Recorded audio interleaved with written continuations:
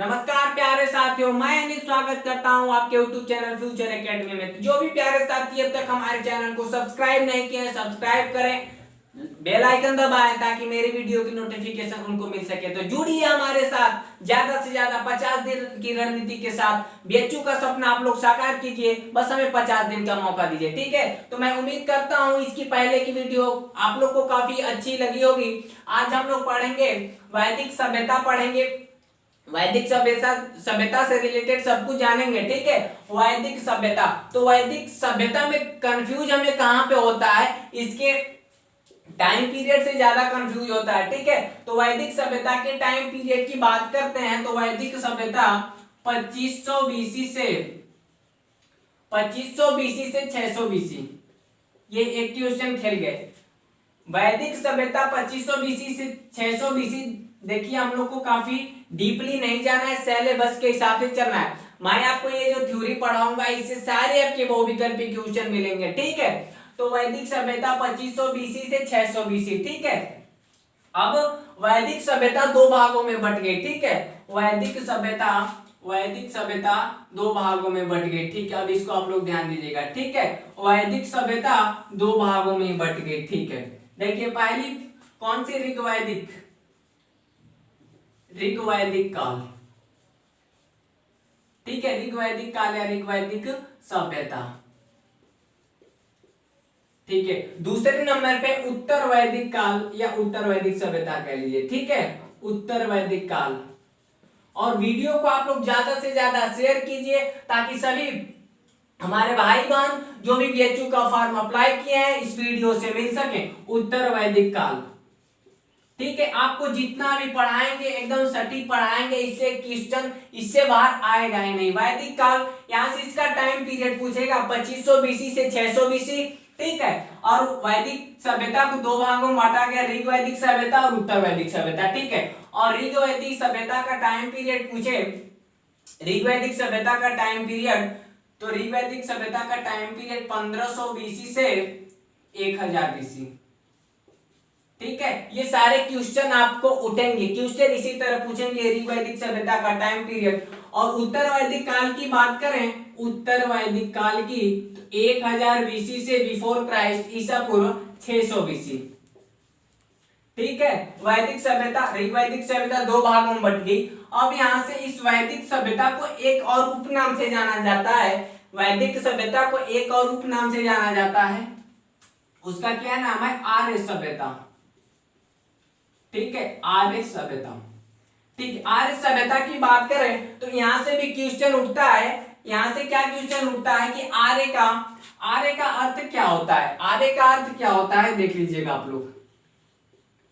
आर्य का अर्थ होता है श्रेष्ठ जन। यदि श्रेष्ठ जन ऑप्शन में नहीं दिया तो आपको घबराने की कोई आवश्यकता नहीं है, तो एक और दिया होगा कुलीन जन, ठीक है, कुलीन जन, ठीक है। आर्य सभ्यता, यहां से क्वेश्चन पूछता है कि आर्य का अर्थ क्या होता है, श्रेष्ठ जन, कुलीन जन। अब बात करते हैं कि आर्य शब्द का सर्वप्रथम प्रयोग किसने किया, ठीक है। आर्य सभ्यता का सर्वप्रथम प्रयोग किसने किया, इधर आप लोग लिख लीजिएगा। आर्य सभ्यता का सर्वप्रथम प्रयोग 1853 में जेम्स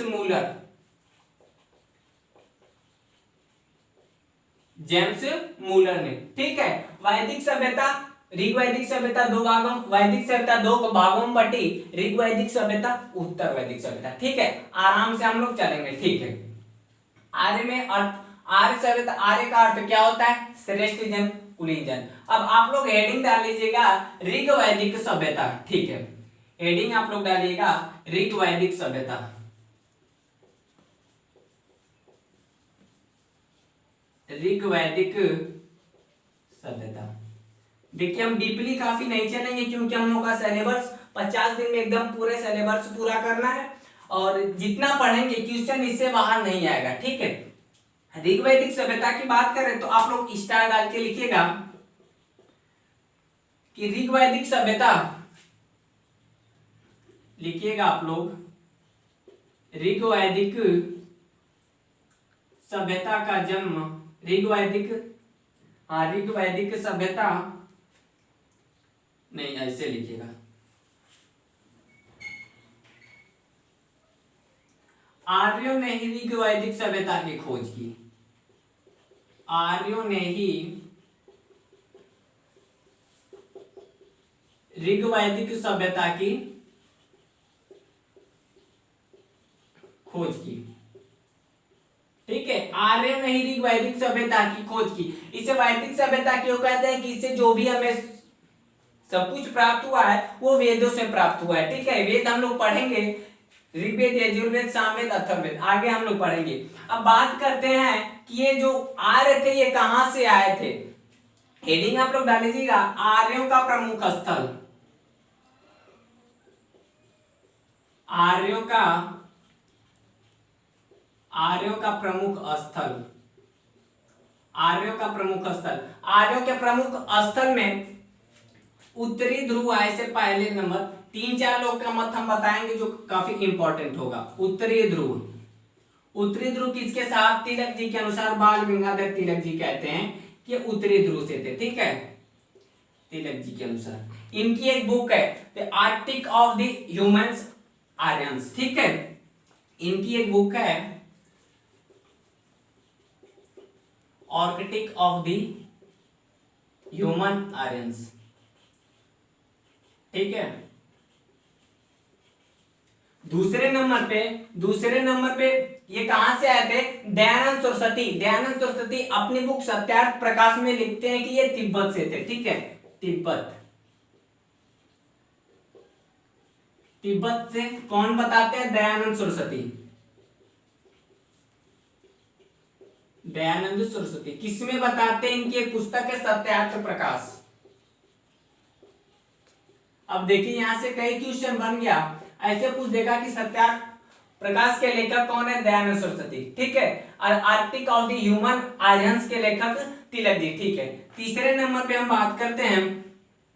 तीसरे नंबर पे जो राइट होगा, नहीं ये डेन्यूब घाटी से।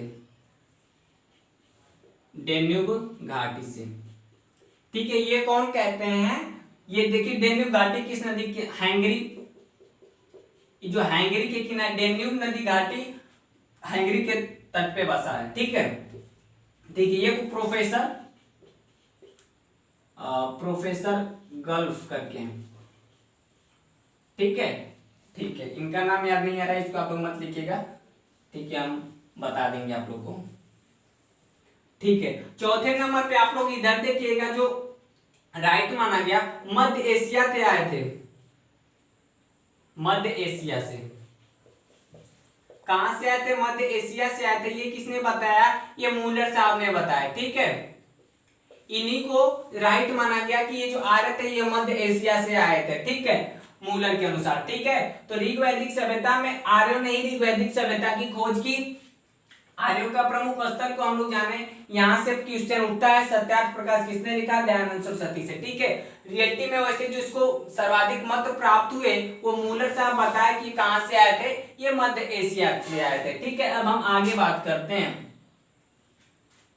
ठीक है, अब हम लोग आगे बढ़ेंगे, इसको मिटाते हैं।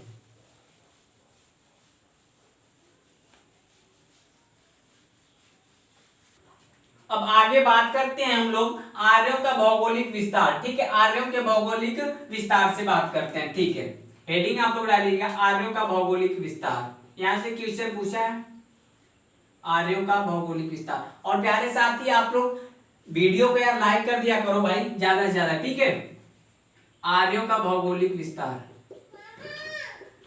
आर्यों का भौगोलिक विस्तार। आर्यों का भौगोलिक विस्तार कहां से था? सप्त सिंधु क्षेत्र। ठीक है, सप्त सिंधु क्षेत्र। इसका मतलब होता है 7 नदियों से घिरा हुआ क्षेत्र। 7 नदियों से घिरा हुआ क्षेत्र। 7 नदियों से घिरा हुआ क्षेत्र। ठीक है, ये आर्यों का भौगोलिक विस्तार था। ठीक है, अब हम लोग आगे बात करते हैं वेदत्रयी की। वेदत्रय की। आगे वेदों की बात, वेद कितने हैं, ऐसे भी क्वेश्चन पूछता है कि वेदों की संख्या कितनी है। वेदों की संख्या 4 है, ऋग्वेद, यजुर्वेद, सामवेद, अथर्ववेद। यहाँ पे वैदित्री हम 3 की बात करेंगे, चारों की हालांकि बात करेंगे, ठीक है। ऋग्वेद, यजुर्वेद,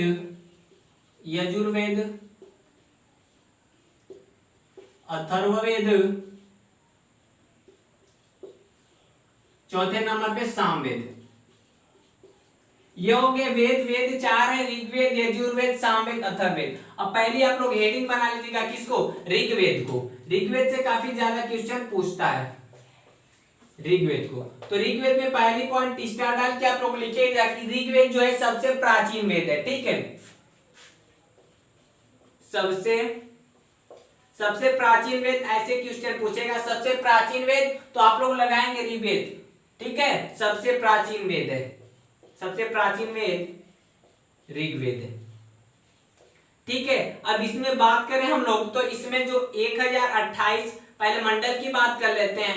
ऋग्वेद में मंडल की संख्या, पहले प्रीवियस ईयर के क्वेश्चन में पूछा है कि ऋग्वेद में मंडलों की संख्या कितनी है, ठीक है। तो ऋग्वेद में 10 मंडल, ठीक है। 10 मंडल, 10,462 इतने मंत्र हैं, ठीक है। मंडल 10, मंत्र 10,462 और 1028 क्या है, सूक्त, ठीक है। तो ये ऋग्वेद, इससे ज्यादा ऋग्वेद में क्वेश्चन पूछेगा नहीं, ठीक है। अब हम लोग बात करते हैं किसकी, यजुर्वेद की बात कर लेते हैं। यहीं पे हल्का हल्का वेद से भी परिचित हम लोग हो जाए, ज्यादा डीपली नहीं पढ़ना है वेदों को, ठीक है।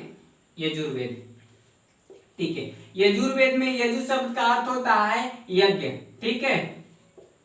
तो यहां से जो है कि यज्ञ के प्रमाण मिलते हैं। ऐसे पूछेगा कि वेद में यज्ञ कहां से मिला है, किस वेद से मिला है, तो हम लोग आंसर करेंगे यजुर्वेद, ठीक है। यज्ञ,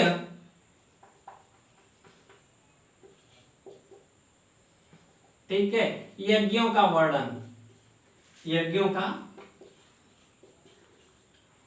का वर्णन यजुर्वेद में यज्ञों का वर्णन है, ठीक है। और बात करते हैं ये गद व पद में दोनों में रचित, गद व पद दोनों में रचित थी, ठीक है, दोनों में रचित, ठीक है। यजुर्वेद ये गद व पद दोनों में रचित थी, ठीक है। अब हम लोग बात करते हैं आगे सामवेद की। सामवेद की बात करते हैं। सामवेद में शाम का मतलब होता है, आप लोग को बता दें, गायन, ठीक है। तो सामवेद इंपॉर्टेंट है, यहां से क्वेश्चन पूछा है, ठीक है। इसको हम मिटाते हैं। आर्यों का भौगोलिक विस्तार सप्त सिंधु क्षेत्र। प्रीवियस क्वेश्चन में एक क्वेश्चन पूछा गया है कि सप्त सिंधु क्षेत्र का अर्थ क्या है, 7 नदियों से घिरा हुआ क्षेत्र, ठीक है। सबसे प्राचीन वेद ऋग्वेद। और जो भी अब तक चैनल को सब्सक्राइब नहीं किए, चैनल को सब्सक्राइब करिए और जुड़िए हमारे 50 दिन की रणनीति के साथ और कीजिए अपना सपना बीएचयू का पूरा, ठीक है। आगे बात करते हैं हम लोग सामवेद की।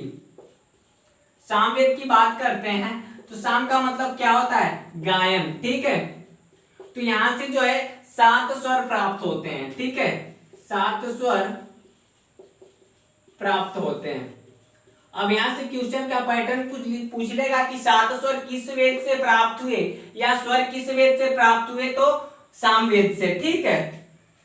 अब देखिए, इसको स्टार लगा के आप लोग लिखिएगा, काफी इंपॉर्टेंट क्वेश्चन है, ठीक है। भारतीय संगीत का जनक किस वेद को कहा जाता है, भारतीय संगीत का जनक सामवेद को कहा जाता है, ठीक है। भारतीय संगीत का जनक, भारतीय संगीत का जनक किसे कहा जाता है, सामवेद को। भारतीय संगीत का जनक सामवेद को, ठीक है। अब देख लीजिए, भारतीय नृत्य का जनक, भारतीय नृत्य का जनक, ये प्रीवियस क्वेश्चन में पूछा है, ठीक है। भारतीय नृत्य का जनक नाट्य शास्त्र को, ठीक है। अब यहां से 2 क्वेश्चन बन गए प्यारे साथियों कि नाट्य शास्त्र किसके द्वारा लिखा गया है, तो नाट्य शास्त्र भरत मुनि के अनुसार लिखा गया है। किसके द्वारा, भरत मुनि के अनुसार, ठीक है। अब हम लोग बात करते हैं अथर्ववेद की बात करते हैं। अथर्ववेद की बात करते हैं तो यहाँ से ज्यादा क्वेश्चन नहीं पूछता है। अथर्ववेद में क्या हुआ कि अथर्ववेद में किसका वर्णन है, तंत्र मंत्र जादू टोना टोटका, ठीक है, लिख लीजिएगा आप लोग, जादू टोना, ठीक है, इसी में आता है, किसमें, अथर्ववेद में, ठीक है। अब हम लोग ऋग वैदिक उत्तर वैदिक काल को अगले वीडियो में पढ़ेंगे, पहले ऋग वैदिक को समझ लेते हैं, ठीक है। अब देख लीजिएगा कुछ इंपॉर्टेंट फैक्ट, सभी को स्टार बना के लिखिएगा।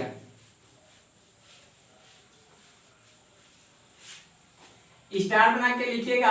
आर्यों का प्रमुख पेय पदार्थ क्या था, पता है, सोमरस, ठीक है। आर्यों का प्रमुख पेय पदार्थ।